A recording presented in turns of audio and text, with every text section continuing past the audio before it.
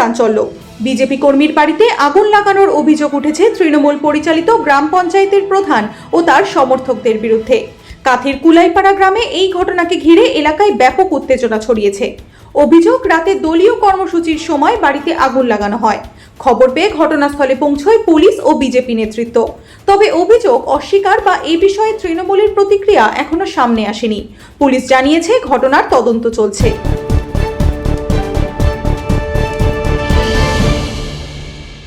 পূর্ব মেদিনীপুরে 4 বছর আগের পক্সো মামলায় বড় রায়। 2021 সালে এক নাবালিকাকে ধর্ষণের অভিযোগে অভিযুক্ত শশাঙ্ক দাসকে যাবজ্জীবন কারাদণ্ডের নির্দেশ দিয়েছে তমলুকের বিশেষ পক্সো আদালত। আদালত 50,000 টাকা জরিমানার পাশাপাশি নির্যাতিতার জন্য সরকারি ক্ষতিপূরণ হিসেবে 6 লক্ষ টাকা দেওয়ারও নির্দেশ দিয়েছে। ঘটনার তদন্তের ভিত্তিতে এই রায়ে সন্তোষ প্রকাশ করেছেন নির্যাতিতার পরিবারের সদস্যরা। নবদ্বীপে অবৈধ মদ কারবার নিয়ে চাঞ্চল্য। স্থানীয় বাসিন্দাদের অভিযোগের ভিত্তিতে ট্যাংরা এলাকার জঙ্গল ও কাশবনে তল্লাশি চালিয়ে উদ্ধার হয়েছে বিপুল পরিমাণ অবৈধ মদ। ঘটনাস্থলে ভিড় করেন বহু মানুষ। বাসিন্দাদের দাবি, শুধু মদ্যপানের বিরুদ্ধে নয়, এই চক্রের মূল কারবারিদেরও দ্রুত গ্রেফতার করে কঠোর ব্যবস্থা নিতে হবে। পুলিশ ঘটনার তদন্ত শুরু করেছে।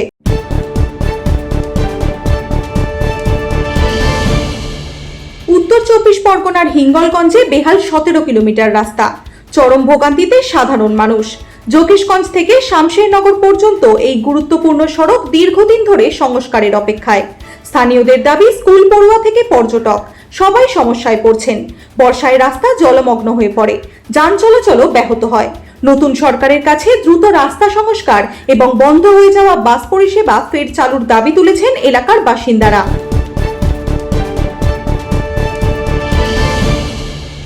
পশ্চিমবঙ্গে শুরু হয়েছে জনগণনা প্রক্রিয়া। রাজ্যের মন্ত্রী শঙ্কর ঘোষ নিজেই স্বজনগণনা পদ্ধতিতে নিজের তথ্য জমা দিয়ে সাধারণ মানুষকে একইভাবে অংশগ্রহণের আহ্বান জানিয়েছেন। তার বার্তা, স্মার্টফোন থেকেই কয়েকটি সহজ ধাপে তথ্য জমা দেওয়া সম্ভব। বিশেষ করে ছাত্র যুব সমাজকে এগিয়ে এসে পরিবারের পাশাপাশি প্রতিবেশীদেরও এই প্রক্রিয়ায় সাহায্য করার আবেদন জানিয়েছেন তিনি।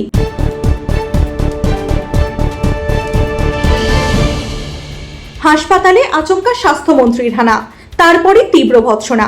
এগরা মহকুমা ও সুপার স্পেশালিটি হাসপাতাল পরিদর্শনে গিয়ে পরিষেবা নিয়ে ক্ষোভ প্রকাশ করলেন স্বাস্থ্যমন্ত্রী শারদ দত্ত মুখোপাধ্যায়। রোগীদের পরিবারের অভিযোগ শুনে হাসপাতাল কর্তৃপক্ষকে কড়া বার্তা দেন তিনি।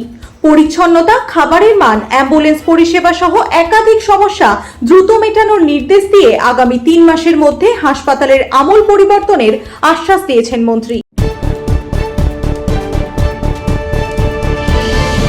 রাত বাড়লেই বেহালায় অটো চালকদের বিরুদ্ধে দাদাগিরির অভিযোগ।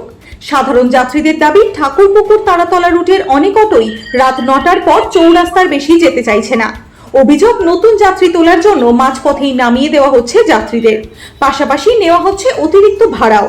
এতে চরম ভোগান্তির মুখে পড়ছেন নিত্যযাত্রীরা। তবে এই অভিযোগের বিষয়ে এখনো অটো চালক সংগঠন বা প্রশাসনের কোনো প্রতিক্রিয়া সামনে আসেনি।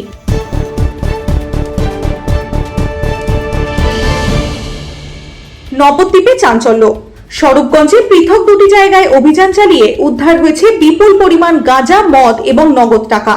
স্থানীয়দের অভিযোগের ভিত্তিতে বিজেপির যুব মোর্চা ও মহিলা মোর্চার সদস্যরা একটি বাড়িতে গেলে পুলিশকে খবর দেওয়া হয়। পরে ঘটনাস্থলে পৌঁছে গাঁজা, মদ ও নগদ টাকা উদ্ধার করে পুলিশ। ঘটনার তদন্ত শুরু হয়েছে। অভিযোগের বিষয়ে সংশ্লিষ্টদের প্রতিক্রিয়া এখনো সামনে আসেনি। আজকে মন্ডল 3-এর বিভিন্ন এলাকাতে আমরা প্রথমে দেখলাম যে সর্বগঞ্জের ট্যাংরা এলাকায় সকালবেলা আমাদের যুব মোর্চার সভাপতি পিন্টু দেবনাথ এবং মহিলা মোর্চার সভানেত্রী উর্মিলা দেবের নেতৃত্বে সন্নিকটে একজন বাড়ি থেকে আসলাম। একজন বৃদ্ধ মহিলা রয়েছে, যে মহিলার কাছ থেকে প্রায় 7-8 পেটি গাঁজা পাওয়া গেছে এবং তার সাথে সাথে সেখানে টাং ভর্তি টাকা পাওয়া যাচ্ছে। তো সেই পরিপ্রেক্ষিতে দেখতে আমরা দেখে তো অবাক যে একজন বৃদ্ধ মহিলা যার কোনো সন্তানাদি নেই, কিন্তু এই অঞ্চলের মধ্যে। উত্তর 24 পরগনায় পুলিশের বড় অভিযান।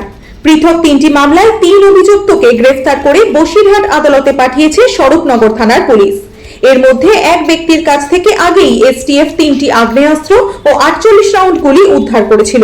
বাকি 2 অভিযুক্তের বিরুদ্ধে মারামারি এবং বিয়ের প্রতিশ্রুতি দিয়ে শারীরিক সম্পর্কের অভিযোগ রয়েছে। পুলিশ জানিয়েছে সবকটি ঘটনার তদন্ত চলছে।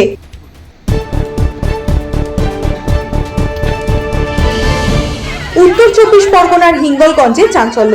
এক গর্ভবতী মহিলার চিকিৎসাকে ঘিরে উঠেছে গুরুতর অভিযোগ। পরিবারের দাবি, অস্ত্রোপচারের পর কি হয়েছে তা তাদের জানানো হয়নি। পাশাপাশি ওই চিকিৎসকের যোগ্যতা নিয়েও প্রশ্ন তুলেছেন তারা। ঘটনার জেরে পলিক্লিনিকের সামনে বিক্ষোভ দেখান স্থানীয়রা। অভিযুক্তের বিরুদ্ধে তদন্ত, গ্রেফতার এবং ক্লিনিকের বিরুদ্ধে ব্যবস্থা নেওয়ার দাবি উঠেছে। পুলিশ পুরো ঘটনার তদন্ত শুরু করেছে।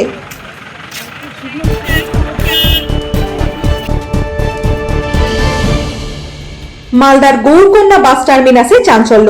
চালকদের অভিযোগ, ভারতীয় মজদুর সংঘের নাম করে কিছু দুষ্কৃতী তোলাবাজি, হুমকি ও মারধর করছে।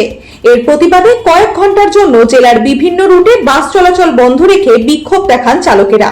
ঘটনার অভিযোগ দায়ের হয়েছে ইংলিশ বাজার থানায়। যদিও ভারতীয় মজদুর সংঘের জেলা নেতৃত্ব জানিয়েছেন, সংগঠনের নাম ভাঙিয়ে কেউ টাকা তুললে তা অন্যায় এবং বিষয়টি প্রশাসনের নজরে আনা হবে।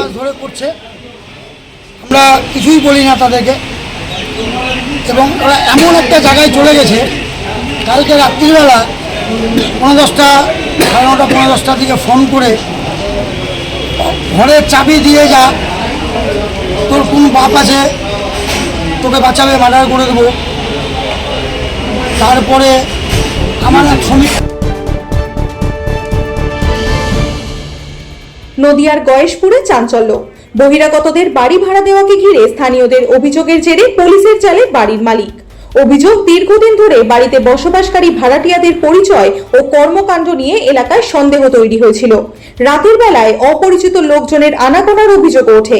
স্থানীয়দের অভিযোগের ভিত্তিতে পুলিশ বাড়ির মালিককে আটক করে জিজ্ঞাসাবাদ শুরু করেছে। গোটা ঘটনার তদন্ত চলছে। নদিয়ার চাকদহে চাঞ্চল্যকর ঘটনা।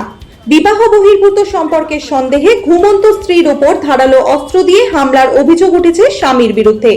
গুরুতর জখম অবস্থায় ওই মহিলা হাসপাতালে চিকিৎসাধীন। ঘটনার পর অভিযুক্ত নিজেই চাকদহ থানায় গিয়ে আত্মসমর্পণ করেন। পুলিশ তাকে গ্রেফতার করে আদালতে পেশ করেছে। ঘটনার প্রকৃত কারণ জানতে তদন্ত চলছে।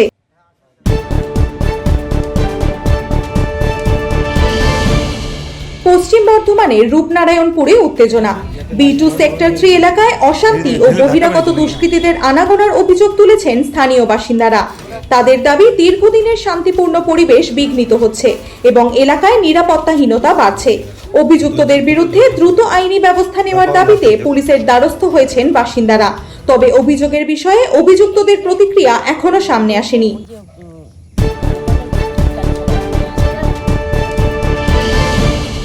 উত্তর দিনাজপুরে বড় রাজনৈতিক পালাবদল। অনাস্থা প্রস্তাবে প্রধানের পদ হারালেন তৃণমূলের প্রাক্তন ব্লক সভাপতি জাকির হোসেন। কড়া পুলিশি নিরাপত্তার মধ্যে অনুষ্ঠিত ভোটাভুটিতে সংখ্যাগরিষ্ঠ সদস্য অনাস্থার পক্ষে মত দেন।